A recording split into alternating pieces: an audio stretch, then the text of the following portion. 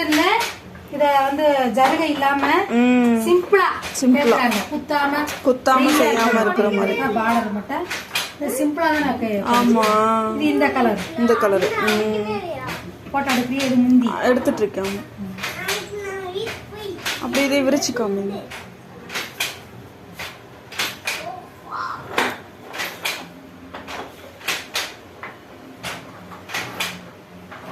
இது பாடி purple colour. இது வந்து முந்திக்கு முடியவும் இது வரும். அதே ப்ளவுஸ் தான், இதே கலர்ல ப்ளவுஸ், அதே கலர்ல plain blouse. அப்படியே இதெல்லாம் ஒரே தான் வரும்.